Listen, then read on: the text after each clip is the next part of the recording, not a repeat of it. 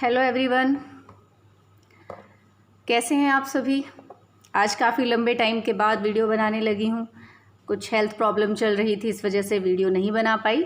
Anyways I am okay now और start करते हैं आज का टॉपिक। तो आज का टॉपिक है मार्केट स्ट्रक्चर, जो माइक्रो इकोनॉमिक्स का टॉपिक है। मार्केट स्ट्रक्चर यानी कि बाज़ार संरचना। तो अर्थशास्त्र में बाज़ार से मतलब किसी स्थान विशेष से नहीं होता है, ये हम सब जानते हैं कि कोई विशेष जगह को बाज़ार कहते हैं। अर्थशास्त्र में ऐसा नहीं है, क्योंकि अर्थशास्त्र में बाज़ार से मतलब है कोई भी वो प्लेटफॉर्म जहाँ पर क्रेता और विक्रेता डायरेक्टली या इनडायरेक्टली एक दूसरे से मिल सकते हैं। प्रत्यक्ष या परोक्ष रूप से किसी भी रूप में वो एक दूसरे से मिल सकते हैं और क्रय विक्रय की क्रिया कर सकते हैं, तो वो जगह मार्केट हो जाती है।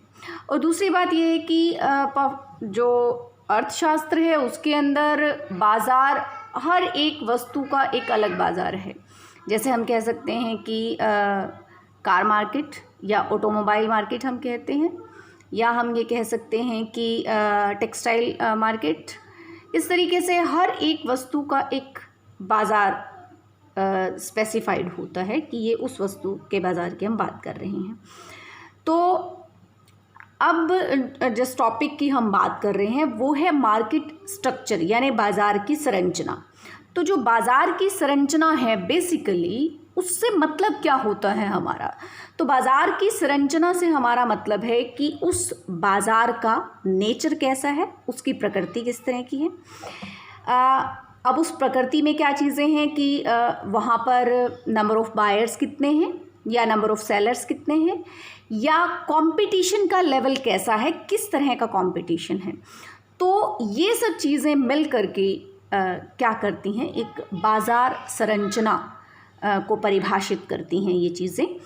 तो अगर हम ब्रॉडली बात करें तो मार्केट के बारे में ये कहा जाता है कि market can be of two features, या दो प्रकृति की हो सकती है। मार्केट की दो प्रकृति हो सकती हैं, या तो मार्केट परफेक्ट है या फिर वो इम्परफेक्ट है, यानी कि या तो बाज़ार पूर्ण है या फिर वो अपूर्ण है। जहाँ तक पूर्ण बाज़ार की बात है तो केवल एक ही बाज़ार ऐसा है जो पूर्ण कहलाता है, और वो है परफेक्ट कंपटीशन यानी कि पूर्ण प्रतियोगिता।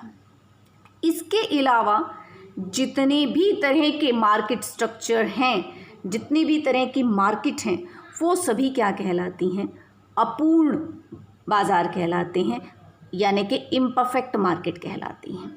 सो कौन कौन से वो फैक्टर्स हैं जिनके आधार पर हम ये निर्धारित करते हैं, या ये कह लीजिए कि हम पहचान करते हैं कि कौन सा बाज़ार किस कैटेगरी का है या किस क्लासिफिकेशन के अंदर हम उस बाज़ार को उस श्रेणी में डाल सकते हैं। तो वो हैं, सबसे पहला फैक्टर है नंबर ऑफ़ सेलर्स, यानी कि जो विक्रेता हैं उनकी संख्या कितनी है। तो जैसे हम कहते हैं कि अगर एक विक्रेता है, यानी किसी वस्तु को बेचने वाला एक ही विक्रेता है, तो उस वस्तु का वो बाज़ार क्या कहलाएगा, एकाधिकार बाज़ार कहलाएगा, यानी मोनोपोली कहलाएगा। तो और अगर ज़्यादा हैं तो इसका मतलब वहाँ पर कंपटीशन है, तो वहाँ पर प्रतियोगिता होगी। ये फिर हम बाद में देखेंगे कि वो प्रतियोगिता पूर्ण है या अपूर्ण प्रतियोगिता है, क्योंकि फिर और बहुत सारे फैक्टर्स इफेक्ट करते हैं। तो केवल एक फैक्टर से, केवल एक तत्व से या किसी एक विशेषता से निर्धारित नहीं होता है कि वो बाज़ार कैसा है। नंबर ऑफ़ बायर्स, फिर क्या है कि बाज़ार में क्रेताओं की संख्या कितनी है। तो जो बाज़ार में क्रेताओं की संख्या है वो भी बाज़ार की प्रकृति को या बाज़ार की संरचना को प्रभावित करती है। किस तरीके से कि मान लीजिए अगर बाज़ार में किसी वस्तु को खरीदने वाला केवल एक ही क्रेता हो, ठीक है। फॉर एग्ज़ाम्पल कि हम कहें कि सपोज़ करो जैसे कि किसान गेहूँ का उत्पादन करता है और गेहूँ को खरीदने वाली केवल सरकार हो, तो सरकार किस सिचुएशन में आ गई, एक क्रेताधिकार की परिस्थिति उत्पन्न हो गई वहाँ पर, क्योंकि जो वस्तु है, जो उत्पाद है, उसको खरीदने वाला केवल एक ही क्रेता है। तो इस तरीके से जो नंबर ऑफ़ सेलर्स हैं, यानी कि विक्रेताओं की संख्या या क्रेताओं की संख्या, वो प्रभावित करती है बाज़ार के स्ट्रक्चर को। तीसरा जो फैक्टर है जो बाजार संरचना को प्रभावित करता है वो है नेचर ऑफ गुड और सर्विस, यानी कि वो जिस वस्तु का बाजार है उस वस्तु की प्रकृति कैसी है, वो किस प्रकृति की वस्तु है, वो भी बाजार के जो संरचना है या उसकी प्रकृति है उसको प्रभावित करती है। तो किस तरीके से, जैसे कि अगर हम कहें कि जो गुड्स हैं, जिस वस्तु के बाजार की बात कर रहे हैं, अगर वो समरूप हैं तो फिर ये हमारा पूर्ण प्रतियोगिता की कैटेगरी में चला जाता है, क्योंकि वहाँ पर वस्तुएं पूर्ण रूप से समरूप होती हैं। तो इस तरीके से जो वस्तु है या सेवा है उसकी प्रकृति का भी बहुत ज़्यादा प्रभाव पड़ता है किसके ऊपर, मार्केट के स्ट्रक्चर के ऊपर, कि मार्केट किस तरह की है। Freedom of taking decision regarding price and supply, कि जो भी वस्तु है उसकी कीमत और पूर्ति को लेकर के जो विक्रेता है वो कितना स्वतंत्र है, क्या वो अपने आप से वस्तु की कीमत या पूर्ति या उसकी मात्रा, उत्पादन की मात्रा को निर्धारित कर सकता है या नहीं कर सकता है। तो ये भी प्रभावित करता है कि जो बाज़ार है वो किस तरह का है। और जो पांचवा पॉइंट है इसका वो है लेवल ऑफ कंपटीशन, कि जो बाज़ार है उसके अंदर प्रतियोगिता का स्तर कितना है, मतलब प्रतियोगिता किस तरह की है, बहुत ज़्यादा प्रतियोगिता है या प्रतियोगिता में एक दूसरे के ऊपर डिपेंडेंसी ज़्यादा नहीं है, या प्रतियोगिता किस चीज़ को लेकर के ज़्यादा है, कीमत को लेकर के ज़्यादा है या मात्रा को लेकर के ज़्यादा है। तो इस तरह के ये जो 5 तत्व हैं ये प्रभावित करते हैं मार्केट के स्ट्रक्चर को, कि मार्केट किस तरह की होगी। अब हम बात करते हैं कि डिफरेंट टाइप की जो मार्केट्स हैं वो कौन कौन सी हैं। नेक्स्ट जो हमारा कंसेप्ट है इसमें वो है क्लासिफिकेशन ऑफ मार्केट। तो ब्रॉडली जो है वो 3 कैटेगरीज में हम डिवाइड करते हैं मार्केट को। 1 इज़ परफेक्ट कंपटीशन यानी कि पूर्ण प्रतियोगिता, सेकंड इज़ मोनोपोली यानी कि एकाधिकार, and the third is imperfect competition यानी कि अपूर्ण प्रतियोगिता। तो सबसे पहले परफेक्ट कंपटीशन की अगर हम बात करें, पूर्ण प्रतियोगिता, तो हमने ये कहा कि यही एक ऐसा बाजार है जो पूर्ण कहलाता है। यहाँ प्रतियोगिता है और कैसी है, पूर्ण प्रतियोगिता है। अब इस बाजार को पूर्ण क्यों कहा गया, तो इसके जो फीचर्स हैं जब हम इसको डिटेल में करेंगे तो आप जानेंगे कि इसके फीचर्स वो हैं जो इसके अंदर किसी भी तरह का शोषण, ना तो जो विक्रेता है, विक्रेता की तरफ से कोई उसके साथ कोई शोषण होता है, ना ही क्रेता के साथ किसी भी तरह का कोई एक्सप्लॉयटेशन है कि उससे ज़्यादा कीमत ली जा सकती है, ऐसी परिस्थितियां नहीं होती हैं। यहाँ पर जो उत्पादन है वो अपने ऑप्टिमम लेवल पर होता है, अपने उच्चतम स्तर पर होता है। ठीक है, तो यहाँ पर एक सबसे बड़ी जो बात है वो है कि यहाँ पर जो बायर्स एंड सेलर्स हैं वो बहुत ज़्यादा हैं, large number of buyers and sellers, बहुत बड़ी संख्या में क्रेता और विक्रेता होते हैं यहाँ पर। तो होमोजीनियस गुड होती है यानी कि पूरे बाजार के अंदर केवल एक वस्तु का उत्पादन हो और वो समरूप है, मतलब कि उसके रंग, रूप, गुण, आकार, पैकिंग, ब्रांड, किसी भी चीज़ में कोई भी अंतर नहीं होता है। फिर जो दूसरे बाजार की हमने बात की वो है मोनोपोली। मोनोपोली का मतलब होता है एक का अधिकार। तो यहाँ पर जहाँ लार्ज नंबर ऑफ सेलर्स थे, यहाँ पर सिर्फ क्या है, सिंगल सेलर है, केवल एक विक्रेता है यहाँ पर। तो जो परफेक्ट कंपटीशन है ये वास्तव में नहीं मिलता है, वास्तविकता में ये एग्जिस्ट नहीं करता है, क्योंकि जो इसके फीचर्स हैं वो सारे के सारे पूरे नहीं होते हैं। इसके फीचर्स, एक हमने बात करी, large number of buyers and sellers होते हैं, दूसरा क्या है, होमोजेनियस गुड होती है, तीसरा क्या है कि यहाँ पर जो फर्म्स हैं वो फ्रीली मार्केट में एंटर कर सकती हैं और छोड़ करके जा सकती हैं, यानी कि फुल फ्रीडम है। इसके अलावा यहाँ पर जो प्राइस का निर्धारण है वो कहाँ पर होता है, वो इंडस्ट्री में होता है। इंडस्ट्री में होने का मतलब ये है कि डिमांड और सप्लाई से होता है, यानी एक फर्म अपनी मर्जी से कीमत का निर्धारण नहीं कर सकती है। सभी फर्मों की जो सप्लाई है और उनकी वहाँ पर जितनी भी डिमांड है उस मार्केट के अंदर, उस डिमांड और सप्लाई से ही निर्धारित होता है कि किसी वस्तु की कीमत कितनी होगी। इसके अलावा कोई ट्रांसपोर्टेशन कॉस्ट नहीं है, गवर्नमेंट का इंटरवेंशन नहीं है, ठीक है। इस तरह के ये फीचर्स हैं जो परफेक्ट कंपटीशन के अंदर देखने को मिलते हैं, या ये कह लीजिए कि जिस बाज़ार में ये फीचर्स देखने को मिलते हैं केवल वही बाज़ार क्या कहलाता है, पूर्ण प्रतियोगिता कहलाता है। तो यहाँ पर और दो जो मेन हैं, यहाँ तक जो अभी तक हमने जिन फीचर्स की बात करी उनसे होती है परफेक्ट, उनसे होता है प्योर कंपटीशन। परफेक्ट कब होता है, जब यहाँ पर परफेक्ट नॉलेज,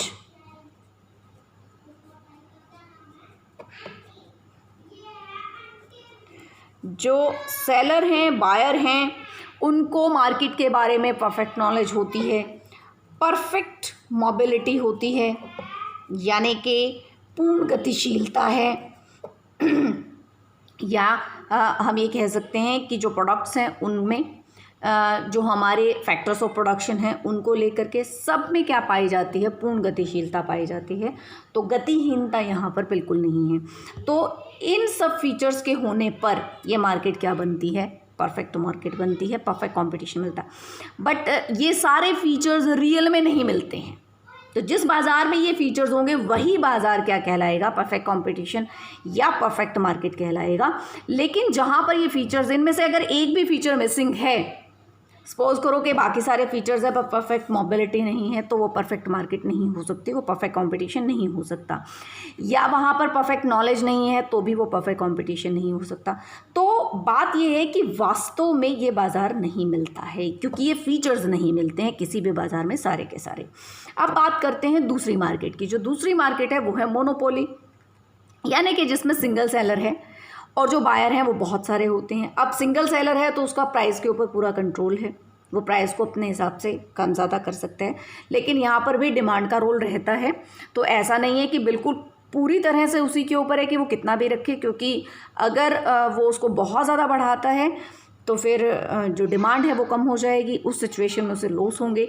तो यानी कि कंट्रोल है, पर अगर जो कमोडिटी है वो इस तरह की है कि उसकी जो प्राइस इलास्टिसिटी ऑफ डिमांड है वो बहुत ज़्यादा है, तो फिर जो एकाधिकारी जो फर्म है उसका कीमत के ऊपर से कंट्रोल कुछ कम हो जाता है।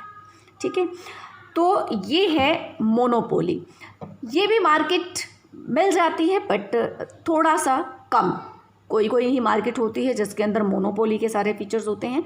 तो वास्तव में जो बाज़ार देखने को मिलते हैं वो हैं इम्परफेक्ट कंपटीशन, यानी कि अपूर्ण प्रतियोगिता। अब जो अपूर्ण प्रतियोगिता है इसके बारे में सबसे पहले जो बात की थी वो की थी श्रीमती जॉन रॉबिन्सन ने 1933 के अंदर अपनी book economics of imperfect competition के अंदर। वहाँ पर उन्होंने बात की थी सबसे पहले इम्परफेक्ट कंपटीशन के अंदर कि वास्तव में जो कंपटीशन देखने को मिलता है मार्केट के अंदर वो परफेक्ट नहीं होता है बल्कि इम्परफेक्ट होता है। अब जो इम्परफेक्ट कंपटीशन है उसमें कितनी तरह के कंपटीशन हो सकते हैं या कितनी तरह की मार्केट हो सकती है, तो उसमें सबसे पहले है मोनोपोलिस्टिक कंपटीशन, यानी कि एकाधिकारी प्रतियोगिता। अब जो बात देखने वाली है वो ये है कि ये वो बाज़ार है जिसमें कंपटीशन है बट परफेक्ट है। ये वो बाज़ार है जिसमें कंपटीशन है ही नहीं, क्योंकि एक ही सेलर है तो कोई कंपटीशन नहीं है। ये वो बाज़ार है जिसमें कंपटीशन है लेकिन वो परफेक्ट नहीं है, वो इम्परफेक्ट है, यानी प्रतियोगिता है पर अपूर्ण है। तो मोनोपोलिस्टिक कंपटीशन, मोनोपोलिस्टिक कंपटीशन में हम कह सकते हैं इसमें मोनोपोली से मोनोपोलिस्टिक बना, यानी कि जो भी सेलर हैं यहाँ पर उनका अपनी वस्तु की पूर्ति के ऊपर पूरा कंट्रोल है, यानी अपनी वस्तु के कंसर्न में वो एक तरह से एक मोनोपोली सिचुएशन में होते हैं, लेकिन उनका कीमत के ऊपर पूर्ण रूप से कोई कंट्रोल नहीं है। वो थोड़ा बहुत उसको एडजस्ट कर सकते हैं पर बहुत ज़्यादा नहीं कर सकते हैं।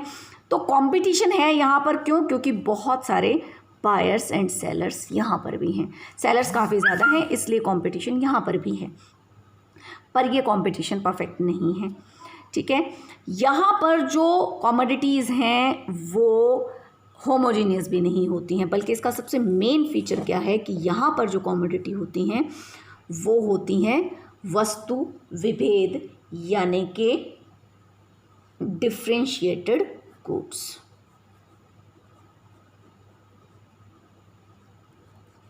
यहाँ पर जो वस्तुएं हैं उनमें क्या मिलता है, वस्तु विभेद मिलता है, यानी एक वस्तु दूसरी वस्तु से, एक फर्म की वस्तु दूसरे फर्म की वस्तु से किसी न किसी रूप में भिन्न होगी ही। कलर में भिन्न होगी, रंग में, आकार में, उसकी पैकिंग के अंदर या उसकी फ्रेगनेंस के अंदर, किसी भी तरीके से वो दूसरी वस्तु से भिन्न होती हैं। तो वो जो बाज़ार है वो क्या कहलाता है, मोनोपोलिस्टिक कंपटीशन। तो यहाँ पर जो बायर्स एंड सेलर्स हैं वो large number of buyers and sellers हैं, बहुत ज़्यादा होते हैं। अब जो दूसरी तरह की मार्केट है, इम्परफेक्ट मार्केट, वो है ओलिगोपोली, जिसके अंदर के अल्पाधिकार, मतलब कि कुछ फर्मों का अधिकार, इससे कम हो गई, फर्मों की संख्या यहाँ पर इससे कम होगी। इसमें बहुत सारी फर्में हैं, सेलर्स का मतलब फर्म है, यहाँ पर बहुत सारी फर्म्स हैं, पर यहाँ पर फर्म हैं लेकिन कुछ हैं, तो केवल कुछ फर्मों का अधिकार है। आप कह सकते हैं कि 3 से लेकर के 10 फर्मों तक का अगर अधिकार है, अगर इस तरह का बाज़ार है तो हम उसको कहेंगे कि वो एक अल्पाधिकार बाज़ार है। तो यहाँ पर जो अदर फीचर्स के अलावा जो एक मेन फीचर यहाँ पर रहता है, जो एक मेन इसका विशेषता रहती है, वो ये है कि यहाँ पर हाई डिग्री ऑफ इंटरडिपेंडेंस।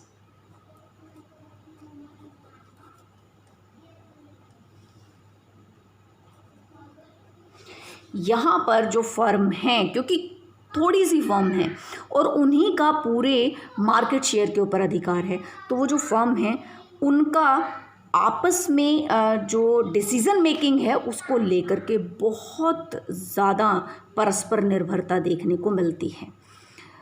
तो ये हमारा हो गया सेकंड टाइप का ओलिगोपोली मार्केट। और एक मार्केट होती है डिओपोली। डिओपोली का मतलब है द्वैधाधिकारी, यानी कि केवल 2 ही फर्म हैं, पूरे बाज़ार के अंदर केवल 2 ही फर्म हैं जो वस्तुओं का उत्पादन कर रही हैं। तो उन दोनों में कंपटीशन तो होगा ही, क्योंकि एक से ज़्यादा हो गई तो कम कंपटीशन है, पर परफेक्ट नहीं है कंपटीशन। तो इस तरह का बाज़ार हम कह सकते हैं कि जैसे सॉफ्ट ड्रिंक की जो फर्म्स हैं, तो जो मेन जो कंपनी है सॉफ्ट ड्रिंक की वो कोका कोला और पेप्सिको है। तो ये 2 ही फर्म हैं जो मुख्य रूप से मतलब सॉफ्ट ड्रिंक की मार्केट के अंदर एग्जिस्ट करती हैं। तो डिओपोली की सिचुएशन हो गई अगर यही 2 हैं और ना हों तो। ठीक है, इसके अलावा एक और बाज़ार होता है जो होता है मोनोपसोनी, जिसके बारे में मैंने बात भी की थी। मोनोपसोनी क्या है, क्रेताधिकार, एक क्रेताधिकार, यानी कि यहाँ पर जो सेलर्स हैं वो तो बहुत सारे हैं, लार्ज नंबर ऑफ सेलर्स हैं यहाँ पर, लार्ज सेलर्स, पर बायर क्या है यहाँ, सिंगल, केवल एक ही खरीदार होता है। तो ये होती है मोनोपसोनी। तो ये एक ब्रीफ इंट्रोडक्शन थी मार्केट स्ट्रक्चर की। डिटेल में हम हर एक मार्केट को अलग अलग से स्टडी करेंगे। सो आज की इस वीडियो के लिए, आज के इस लेक्चर के लिए इतना ही। Thank you so much, bye and take care. और अगर आपको ये वीडियो अच्छी लगी, आपको जो बताया गया वो आपको हेल्पफुल लगे किसी भी तरीके से, तो इस चैनल को सब्सक्राइब कीजिए, शेयर कीजिए। Thank you so much, bye and take care.